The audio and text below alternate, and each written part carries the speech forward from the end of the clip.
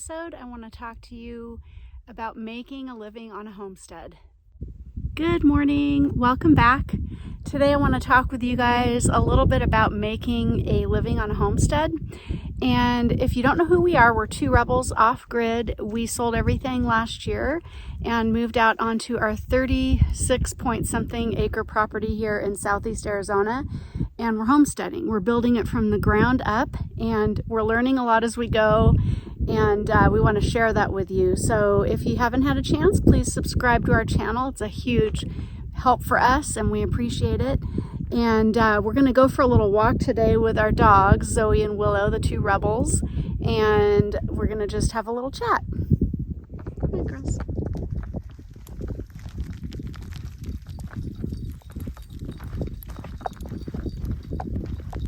There they are, Zoey and Willow, with Willow in the lead. Willow is our hiking dog, and we've done a lot of hiking in Colorado with her and other parts of the country. Zoey actually does pretty good for being a smaller dog. She can keep up pretty well, but at some point when we go on longer hikes, Doug always ends up having to carry Zoey. Someday we're going to get a backpack for her, but we haven't done that yet. We've got this huge piece of property, just about 36 acres, and we've got several ideas on how we're going to be making our living eventually. When we sold our house in Colorado in May of 2022, we knew that the money that we made off of that house was going to be basically our seed money for buying our property, paying cash for it. Oh, I think there's a mouse. And getting our homestead started.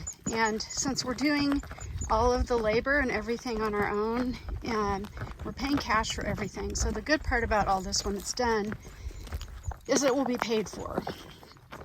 So the reason that's important is because from the beginning we had decided everything we do is going to be paid for in cash. So when we sold our house in Colorado, we knew we would be living off that money, and it would also be our seed money for starting our homestead.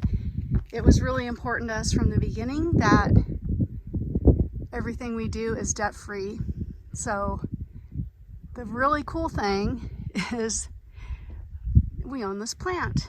We don't have to make a payment to anybody for this plant or any of the other plants that you see. We own the dirt. We own the property. It really dictated how much we could spend on property, of course. So we had to be, really selective on how much money we spent. So being debt-free was our first kind of step towards living this lifestyle, and really key, because without debt, you don't have monthly payments that you're making to the bank, and you don't need to have as much money coming in to survive, right? There's things that are fixed as far as costs go, like cell phones, internet. Oh, the dogs are hearing something over there now too. Zoey really loves to try to chase the birds and the mice. And anyway, there's fixed costs that you really can't avoid. Obviously food and things like that, insurance, car insurance and things. You're always going to have those expenses for the most part. So that's another factor, as far as how much we need to earn a month. So we're going to talk today about some of the ideas that Doug and I have had for what we're going to do on this property so that we can stay here and so that we don't have to go and work for somebody else. We can work for ourselves. Hopefully, that's the goal.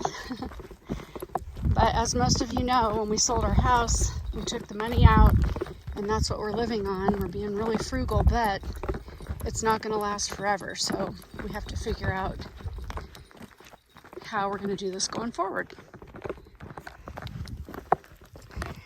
So right now, the dogs and I are headed up the hill to see Doug. Doug's doing some tractor work on the chicken coop build site, and it's kind of a one-man job, but we're going to go up and see where he's at with that, see if he needs anything.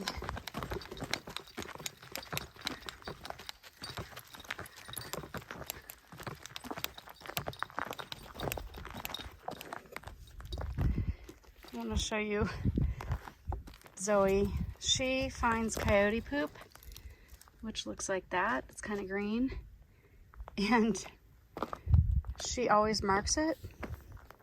They say coyotes can tell how big, how old, how healthy your dog is by their number 2s.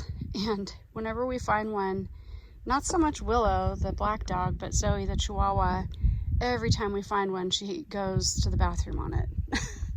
Like she's marking it, which is funny to me because she would not be a threat to them. But she thinks she is. Right, Zoe? There is our roofing material that we had delivered a couple weeks back. It's hard to imagine, but this is actually 3,000 square feet of roofing. It doesn't look like it, but I'll show you guys up close what the color looks like if you missed that video. It's called burnished slate. It's kind of a grayish brownish, I guess is how I would describe that. But we picked it because it fits in really good with the color scheme out here. I'm kind of standing on the top, almost to the top of the driveway, looking down the property. The property kind of runs down along that hill down there that you can see. It's kind of a sort of a pasture hill down there. And one of the things that we're going to plan on doing is raising sheep. And we originally thought we wanted to raise goats, but the more research we've done and the more we've talked to people and seen what they're doing, we're seeing that sheep is probably a better choice. So when it comes to sheep, we've been researching breeds and things along those lines. And we also had to make a decision. Do we want to raise sheep for wool, or do we want to raise sheep for meat and dairy? And the wool type of sheep are wool sheep. The meat and dairy type of sheep are typically going to be what are called hair sheep. And usually you don't have to shear the hair sheep, and I guess shearing is actually a pretty big deal if you don't know what you're doing. So we're going with the hair sheep, and we've been researching breeds on what's going to do well here in the desert and what does well on the kind of grass and things that we have growing here naturally. Certain breeds are going to do better. So the one that we've kind of narrowed it down to, I think, is the Katahdin breed. And the Katahdin breed is kind of a hybrid of different breeds, but they seem to be really tolerant to the setting out here with the heat and cooler in the winters, and then that type of grass. You can see it right behind me. It's kind of crappy grass, but I guess the Katahdin sheep like it and will eat it, so that's good. Our paddocks for the sheep are going to be basically straight down this hill. We're going to be doing rotational, regenerative type of grazing, and what that basically means is that you don't leave your sheep on one pasture for long periods of time. And the reason we want to do that is it helps with lots of things. It helps keep the bacterial load on the soil down and helps the sheep not get parasites. And that's another reason why we kind of were looking at Katahdin, because they are more parasitic resistant than other breeds of sheep. And apparently they're real good mothers and they're pretty docile. Hi, Zoe. Are you looking for birds, Zoe? You looking for mice? Hi, Zoe. You good girl. Willow's ready to go. Along with sheep, we'll be raising other animals. Obviously, we're going to be raising chickens, which is why we're building a chicken coop right now. And we'll plan on having some that are just dedicated egg layers, and then we'll also have meat chickens, which are usually going to be a heavier breed of chicken that gets bigger, and they lay eggs too, but usually not as much as the egg laying breeds. So we'll have sheep, chickens, eggs. We'll sell the eggs, I'm guessing, because we're gonna have a lot of chickens. And let's go this way, ladies. We'll plan on having a few goats, mostly for milk. So we're gonna be getting a goat that has a good buttercream, is what they call it, content. and that will likely be the Nigerian dwarf goats. They are smaller type of a goat, and they have very good milk. They're good producers, and they actually eat a lot less than some of the larger breeds of goat. And apparently they will also eat this forage that we've got here, hopefully. The less that you have to give them in the winter as far as supplemental hay and things like that, the better. So the more we can get them to eat from our yard, the better that we're going to be. And of course we're going to have the typical animals on the farm, like barn cats to help keep the rodents down, and also we will have livestock guard dogs. Hopefully we're getting those in the next 6 months. And we did a video about livestock guard dogs that you can watch, but we've pretty much settled on Maremma sheepdogs as being our best choice. Down below now, looking up, this is the hill that we were just on the top of that hill. And so this will all be sheep grazing paddocks. The other things that we're looking at doing are, of course, we're doing YouTube video. The whole reason we did YouTube videos, though, was really for our kids and for posterity and documenting what we're doing and having a record of where we've come from and where we're at. We never really thought that people would be that interested in watching our YouTubes, but we're finding they are, and we're super thankful for that. And because of that, we've decided we are going to work towards monetizing our YouTube videos and just having social media and online presence that will hopefully generate us some sort of a regular income.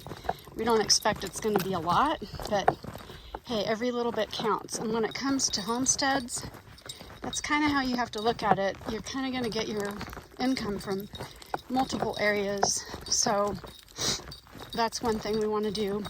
And of course, if you're not subscribed, please do, because like I said earlier, that helps our algorithm. It helps get more people to our channel and that might like what we're doing. And of course, we really appreciate that. So that's another piece. Another piece that we're looking at doing is a bed and breakfast type of setup on our property. We actually have, it's probably really hard to see, but kind of in the middle of the screen, there's a hill, and it's beautiful back there. We actually, Doug put a road in, and we actually picked a nice flat spot with beautiful views, and we're going to be putting in a glamping style B&B. It'll be a bell tent, I believe, and we're going to set it up with all the comforts, including a propane heater and fire pit, and it'll be real comfortable. So that's down the road. It's going to take a little doing because we gotta put the site together. We gotta clear it and prepare it for everything. And anyway, that was another important piece when we were looking at our property. We wanted to make sure it was zoned correctly so that we could do that. And then we also got permission ahead of time from our property owners association to do something like that. I'm guessing that most of our neighbors wouldn't even know that we would have something like this because it's an isolated spot and it's very private, and we're only going to have one. So that's another thing down the road that we're hoping to generate some income from. It's kind of right over there. We'll keep you posted on that. We actually just named our farmstead is what we're going to call it, and we're calling it Outlaw Acres Farmstead. Outlaw Acres Farm, Outlaw Acres Farmstead. We actually did build a website. It's very basic, but if you want to check it out, just go to Outlaw Acres with an S, farmstead.com. And I've also got listed there the other ways you can follow us on social media, in case some of you like things more than just YouTube. You can follow us there. Eventually we will have a store, and we will have products that we sell from our farmstead. And Doug is very artistic, and he's probably going to start when we have more things built and have more time. He's probably going to start working on some artwork that we can sell on our website, and then we might sell our hatching eggs. We might also be getting into doing things like natural products like soaps and possibly candles. Definitely soaps, because I make our soap right now and I use Castile soap. So I've got a really basic, great recipe that I make. I'll probably be eventually posting that on the website as well. So you might be wondering, why Outlaw Acres? It took us a while to come up with that name and then make sure that nobody else had used that name. We came up with Outlaw Acres Farmstead because we live in southeast Arizona, real close to Tombstone, which most people know what that is. And if you don't, look it up, it's pretty cool. But this is the area where there was a lot of outlaw activity back in the day. The Earps were out here, and all sorts of outlaws that you would recognize the names of were in this area. And there's a lot of ghost towns. There's tons of mines, like mines everywhere around here for silver. Turquoise was also mined. And you can just picture it, right? Can't you just picture outlaws being out here? So we picked that name, and we think it works pretty well with the property.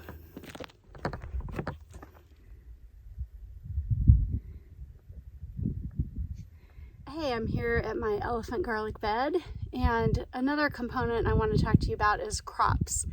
We live in kind of an area that can be difficult to grow crops because of water and different things. So we're kind of doing some experiments this winter to see what might grow over the winter, and I'll tell you what, this elephant garlic is doing awesome. We don't even cover it when it freezes or anything. Doug kept saying the key is get it in the ground and get some green up before the first frost, and that it's extremely hardy. So this is heirloom, non-GMO, organic garlic that we're growing, elephant garlic, and hopefully at some point we'll have that for sale on our website and I can ship it. Doug and I have been very aware of food and what the commercial production of food has kind of done to the quality of our food over the years, you know, since maybe the 40s, 30s, 40s, that era. And we are big believers in growing what you can to feed yourself. Of course, that can be really hard to do everything yourself, but we do as much as we can. Another important piece for us is pasture-raised meat and egg products. So we actually get our meat from a local farm, and I found that farm by going on a website called eatwild.com, and you can check it out. It's free. You go on there and you can put the map up and you can check your area for local farmers, and they have to follow kind of a set of guidelines that as far as how they're raising their meat. And Doug and I had decided a while ago to switch over to pasture-raised meats because we believe it is really the way that God intended, and the quality and taste of the meat is so much better than anything you get at the grocery store. And you know what? It's cheaper.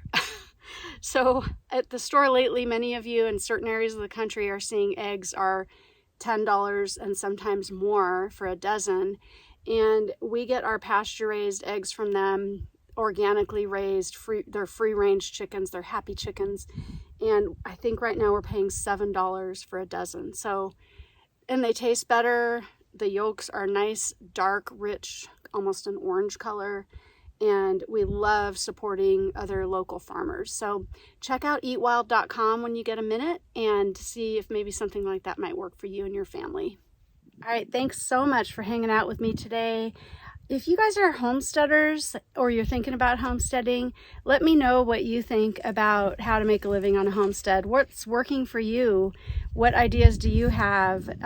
We're open to suggestions, as most of you know, and would love to hear your feedback on that. And again, if you haven't subscribed yet, please hit the subscribe button. And of course, hit that little bell, and then you'll get alerts whenever we have a new video.